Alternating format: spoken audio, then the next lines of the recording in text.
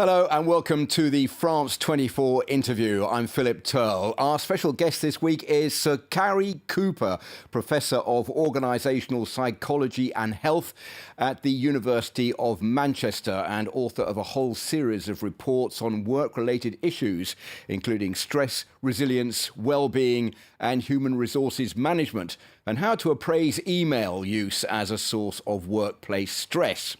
And Professor Cooper is here today to talk about another form of stress which has been brought about by the Brexit debate and Britain's decision to leave the European Union. So, Professor Cooper, thank you very much for joining us today. Can I begin by asking you whether you ever imagined, after Britain voted to leave the European Union in June 2016, that over 3 years later the withdrawal would have still not occurred and that the country would have become so divided and the debate so poisonous? Well, I thought it might be poisonous in the short term, but I never thought it was going to go on for 3 years. The uncertainty, the people's feeling of lack of control of events, political events, the nature of the political debate generally, and the lack of an alternative. So there's no political alternative. But it's had a major impact, in my view, on everybody, on families, on individuals in the workplace who are feeling more job insecure. I think the whole issue of Stressxit, which is the stress of Brexit, is quite a prominent one. Because in life, when you get stressed, it's because there's uncertainty and you don't feel you have any control over the uncertainty. Those two dimensions are ever present in Brexit, and it doesn't seem to be stopping. Indeed, again, we have the specter of a no-deal Brexit rearing its ugly head, which is making people feel very unhappy, particularly given the election that's about to occur in the Conservative Party. And I think overall, I was going to ask whether the condition that you describe as Stressxit, some people say a Brexit burnout, whether that's actually been officially recognised in the United Kingdom. No, it hasn't been officially recognized. But if you say to people, do you think this uncertainty is causing people stress, and stress that they can't cope with because they feel they have no control over it? What I've never understood by politicians is, given the changes that have taken place over the 3 years and the fact that people know a lot more about what's in the black box. Before, it was a concept people voted for, we want to get out. Now we have populated the black box. You'd think that the politicians could get out of this one way or another and finalize it by just saying, let's have a second referendum to see if people actually, whether it's really the will of the people, because now they have more information. But no politicians are actually saying that, except recently, the last couple of days, the Labour Party is saying, I think we should have a second vote. But it's only the last 24 hours. Let's talk a little bit more about the symptoms of this Stressxit or this Brexit burnout. Now, you say that it's uncertainty about the future. It's, I think, for many people, a crisis over whether or not they're going to be able to keep their jobs, just where the country is going to head. Is this all to do with the fact that people don't feel in control of their lives, they don't feel in control of the situation, and they don't feel able now to be able to control their own destiny? Oh, absolutely. I mean, that's the issue. The issue is, what form will we get it? Will we get Brexit? Will we get a deal Brexit? Will we be able to vote about it or not? What control do we have? People feel absolutely they don't have any control. And how it's affecting people, I mean, the symptoms are people feeling fairly anxious, therefore talking a lot about it in the workplace, what's going on, or withdrawing. And a lot of people are not watching the news anymore because it's loaded with the B word, and it's turning people off. So either they're withdrawing from the debate and internalizing a lot of this, or they're arguing and angry and not knowing where to displace the anger. Plus, in the workplace, it's about job insecurity. Many sectors, the finance sector, the manufacturing sector, food and agriculture. You think about the link we have with the EU and people worried, will the banks go to Frankfurt? Will car manufacturing go to somewhere, who knows where, Amsterdam or whatever? I think that is the worry, and that uncertainty, if it's causing stress to individuals in the workplace, will I have a job at the end of this? Whether it's no deal or even if there's a deal, because there's uncertainty, even if there's a deal, will I have a job? And then if somebody's worried about that, they take that worry home and it affects family life. So, it's pretty much all pervasive. And I think it's the length of time this has gone on, which has made it worse. If it had been just a year, we'd have had this kind of uncertainty, but knew at the end of a year it was going to be sorted. But it hasn't.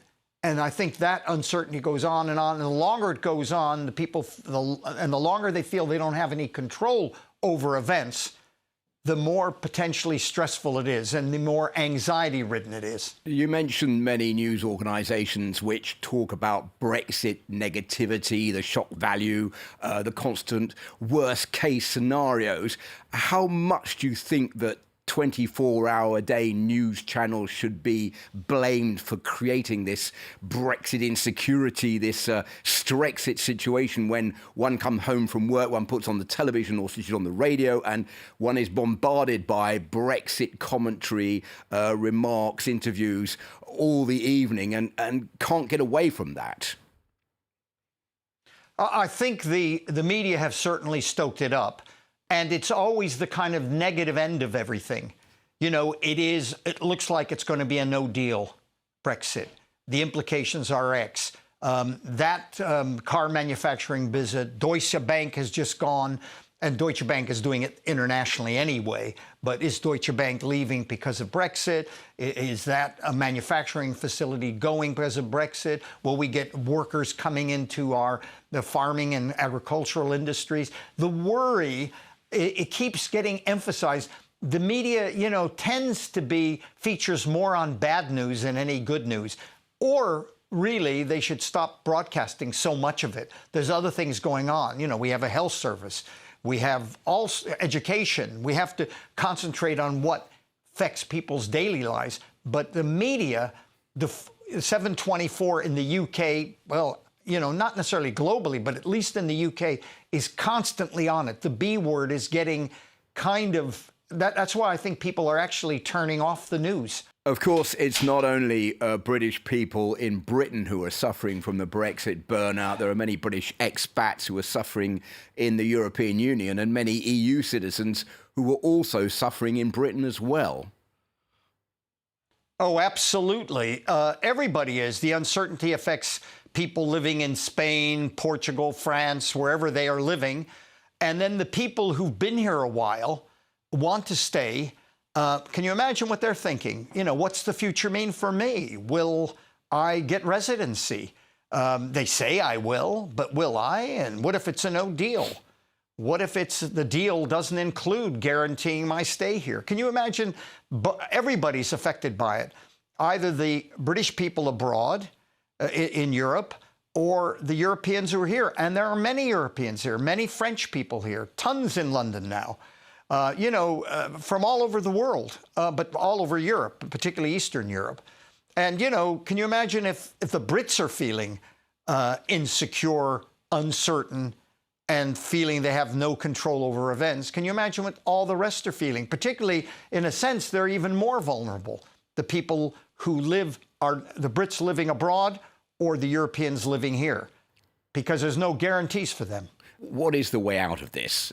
What can people do in the UK to get away from Brexit, to not be in this situation of anxiety, to be able to deal with the problem in a more positive and optimistic way than many people are doing so at the moment? Well, there are two answers to that question. The first one is, what should government do because of the insecurity of so many people and the uncertainty? They should hold a second referendum. It's absolutely vital, because that way, now that we know more about it, people would have a say. That's important, because that gives them a sense of control. They no longer feel they have any control over political events.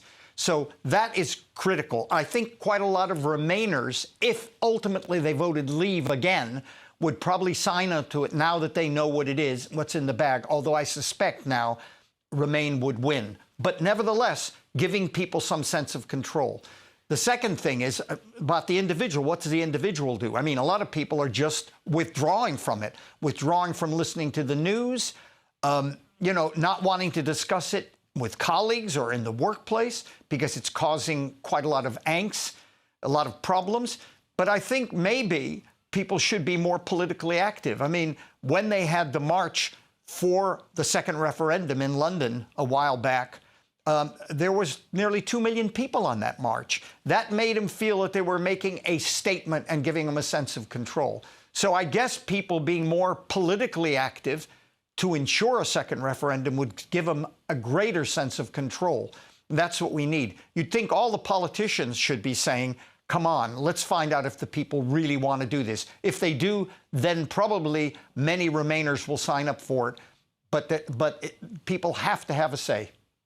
Professor Cooper, thank you very much indeed for taking part in this edition of the interview here on France 24. Sir Cary Cooper, who is Professor of Organisational Psychology and Health at the University of Manchester in England. I'm Philip Tull. Thanks very much for joining us, and we hope to see you again soon.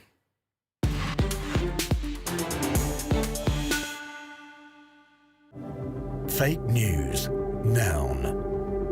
False stories that appear to be news, spread on the internet or using other media.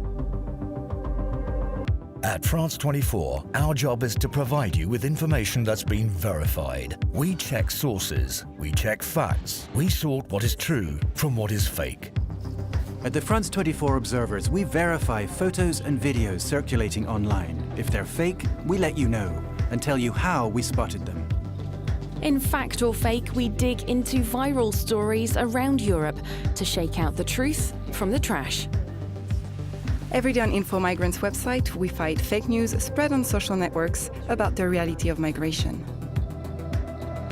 France 24, news based on facts.